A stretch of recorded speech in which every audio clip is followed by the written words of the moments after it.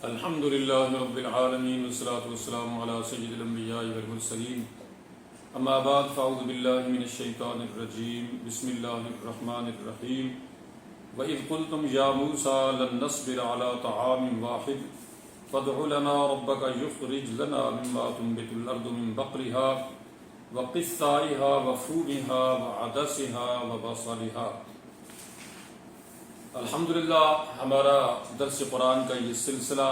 Eastern housing Islamic centre کی جانب سے رواں دواں ہے۔ اللہ تعالیٰ کی عطا سے اس کی رحمت اور کرم اور فضل سے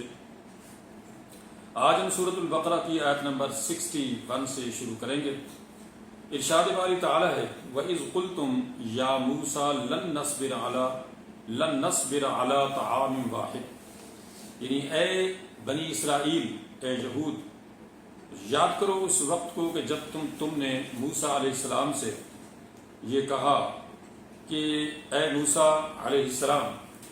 ہم ہرگز ایک طعام کے اوپر صبر نہیں کر سکیں گے، ہمارے لیے زمین سے وہ چیزیں نکالی جائیں۔ اللہ تعالیٰ سے دعا کیجئے کہ اللہ تعالیٰ ہمارے لیے زمین سے جو چیزیں اگاتا ہے وہ اگائے، جیسے بقلہا وقثائہا وفومہا وعدسہا وبصلہا، یعنی ساگ، ترکاری، کھیرا، ککڑی، گیہوں، لہسن، پیاز، دال وغیرہ جو زمین سے سبزیاں اگتی ہیں وہ اللہ تعالیٰ ہمارے لیے پیدا فرمائے۔ قال اتستبدلون الذی هو ادنی بالذی هو خیر، موسیٰ علیہ السلام نے بنی اسرائیل کو جواباً فرمایا کہ کیا تم ایک اچھی چیز کے بدلے میں ادنا چیز دینا چاہتے ہو؟ یعنی اللہ تعالی نے تمہیں من و سلوا کی شکل میں کتنی اچھی چیز کھانے پینے کو دی ہوئی ہے، جس میں تمہیں اتنی محنت اور مشقت بھی نہیں کرنا پڑتی، تو کیا تم اس کے بدلے میں ایک اور چیز دینا چاہتے ہو؟ اگرچہ وہ بھی اللہ کی عنایت اور تخلیق تھی، اور یہ بھی جو زمین سے ہونے والی چیزیں یہ بھی ظاہر ہے اللہ تعالیٰ کی تخلیق ہے اور اس کی عنایت ہے اور اس کا ہی دیا ہوا رزق ہے۔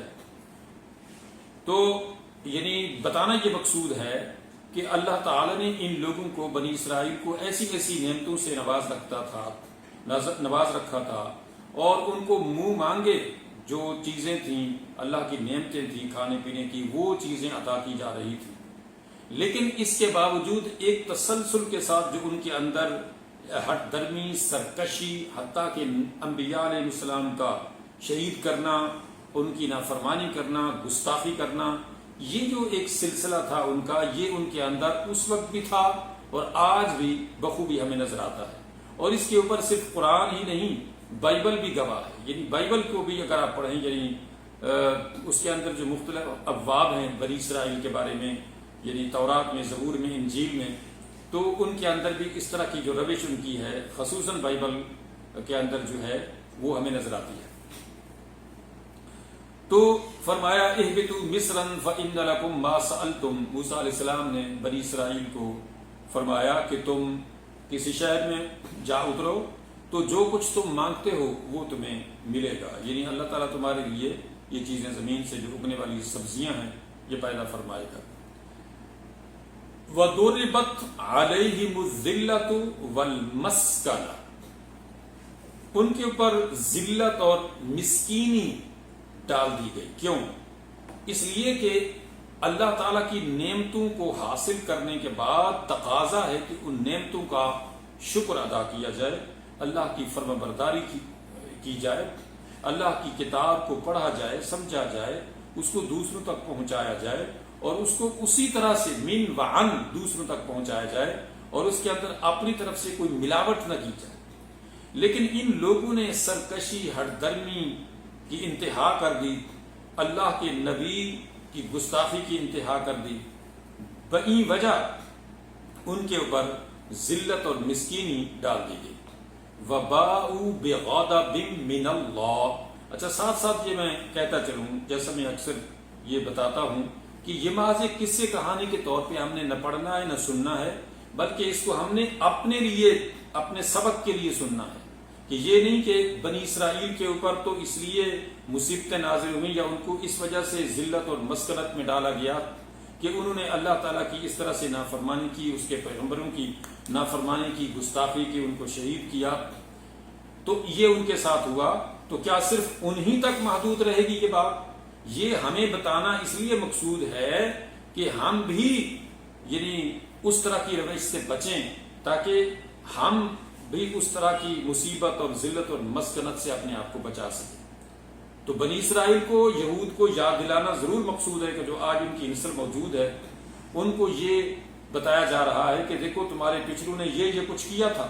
آج اگر تم اس آخری نبی محمد صلی اللہ علیہ وسلم کو نہیں مان رہے ہو تو تمہارے پچھلوں کا بھی رویہ کچھ انبیاء علیہ السلام کے ساتھ اس سے مختلف نہیں تھا۔ تو یہ تو ہوا ان کا تاریخی یعنی تناظر میں یہ دیکھنا سبق کا حوالہ، لیکن آگے ہم نے اپنے لیے اس بات کو سمجھنا ہے کہ ہمارے لیے یہ وارننگ ہے کہ کیا ہم اپنے نبی صلی اللہ علیہ وسلم کے ساتھ، قرآن کے ساتھ، اللہ کے احکامات کے ساتھ، کیا ہمارا رویہ اس طرح کا نہیں ہے؟ ہم نے پس پشت نہیں ڈال دیا قرآن کو، ہم نے قرآن کو پڑھنا، سمجھنا، غور کرنا اس کے اندر کہ اللہ نے ہمیں اس قرآن میں اپنی اس آخری کتاب میں کیا حکم دیا ہے، کیا ہم ان کی طرح سے تو ہمارا رویہ نہیں ہو رہا جو بنی اسرائیل نے تورات زبور کے ساتھ کیا تھا، اور اسی طرح سے انجیل کے ساتھ کیا، عیسیٰ علیہ السلام کے ساتھ کیا، اور اس کتاب کے ساتھ بھی کیا، قرآن کے ساتھ، اور آخری نبی محمد صلی اللہ علیہ وسلم کے ساتھ بھی کیا؟ تو کیا ہم اسی رویے پر تو نہیں آ گئے؟ ہماری جو صورت حال ہے کہ ہم میں سے اکثریت جو مسلمانوں کی ہے وہ قرآن پاک کو پڑھتی نہیں ہے، پڑھتی ہے تو صرف اس کا جو ٹیکسٹ ہے عربی میں وہ پڑھتی ہے، اور باقی جو لوگ ہیں وہ بہت کم لوگ ہیں جو اس کے اندر غور و خوض کرتے ہیں، اور عمل تو بہت دور کی بات ہے۔ تو ہمارا رویہ جو ہے یہ بھی اللہ کی آخری کتاب کے ساتھ کوئی ان سے مختلف نہیں ہے، لہٰذا ہمارے لیے بھی یہ سخت وعید ہے۔ تو اس لیے اللہ تعالیٰ نے ان کو یہ بابر کرا ہے کہ وباءوا بغضب من اللہ، انہوں نے اللہ کے غضب کو اس طرح سے لیا، حاصل کیا کہ انہوں نے اللہ کی نافرمانی کر کے، اللہ کی کتاب کو پس پشت ڈال کے اپنے اوپر اللہ کے غضب کو لیا، مستحق بنایا اللہ کے غضب کا، اللہ کو ناراض کر کے۔ کیوں کہ جب بھی کوئی قوم، جب بھی کوئی فرد، جب بھی کوئی قبیلہ یا پوری دنیا اللہ کو ناراض کرتی ہے، اس کی نافرمانی کرتی ہے، اس کی کتاب کو چھوڑ دیتی ہے، تو پھر اس کے اوپر اسی طرح سے مصیبتیں نازل ہوا کرتی ہیں۔ یہ بات دیکھیں، ذالک بانہم کانوا یکفرون بآیات اللہ ویقتلون النبیین بغیر الحق۔ بنی اسرائیل کا یہ رویہ بیان کیا جا رہا ہے کہ ان کے اوپر یہ جو ذلت اور مسکنت اور خدا کا غضب نازل ہوا، بئی وجہ ہوا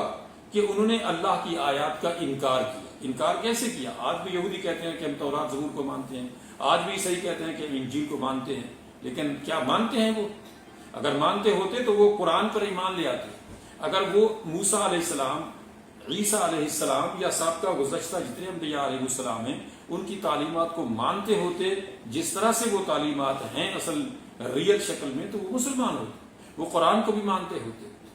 تو جو رویہ ان لوگوں نے اللہ کی کتاب کے ساتھ کیا وہ یہ تھا کہ انہوں نے صرف سرسری طور پہ کتاب کو پڑھا ضرور، لیکن اس کے احکامات کو نہ سمجھا، نہ آگے سمجھایا، نہ عملی زندگی میں لائے۔ بئی وجہ ان لوگوں نے اللہ کو ناراض کیا، اللہ کے رسول کی گستاخی کی، بئی وجہ وہ جو ہے اللہ کے غضب کے مستحق ہے۔ اور پھر یہ کہ انہوں نے اللہ کی آیات کا انکار بئی وجہ بھی کیا کہ وہ آیات کہ جن کے اندر اللہ تعالیٰ کے آخری نبی صلی اللہ علیہ وسلم کی آمد کی خبریں تھیں، ان کا اگرچہ بئی وجہ انکار نہیں کیا کہ یہ آیت نہیں ہے، آج بھی انجیل کے اندر یا تورات کے اندر یا زبور کے اندر جو ہے یہ ساری آیات موجود ہیں جن کے اندر نبی کریم صلی اللہ علیہ وسلم کی آمد کی خبر ہے کہ عیسیٰ علیہ السلام نے فرمایا، جیسے قرآن مجید میں بھی ہے کہ مبشرا برسول یأتی من بعد اسمہ احمد، کہ نبی حضرت عیسیٰ علیہ السلام نے فرمایا کہ میں تمہیں، یہ قرآن کی آیت ہے کہ میں تمہیں اپنے بعد آنے والے نبی صلی اللہ علیہ وسلم کی آمد کی خوشخبری سناتا ہوں جن کا نام احمد صلی اللہ علیہ وسلم ہے۔ نبی کریم صلی اللہ علیہ وسلم کا نام احمد بھی ہے، محمد بھی ہے۔ یہ مرزا قادیانی بہرحال اس سے مراد نہیں ہے، وہ جھوٹا ہے، کذاب ہے، اور اس کے ماننے والے بھی جھوٹے اور کذاب ہیں۔ تو بہرحال عیسیٰ علیہ السلام نے جب یہ فرمایا کہ مبشرا برسول یأتی من بعد اسمہ احمد، کہ میں تمہیں اپنے بعد آنے والے ایک نبی احمد، محمد صلی اللہ علیہ وسلم کی خبر سناتا ہوں۔ احمد یہاں چونکہ قرآن مجید میں ہے اور انجیل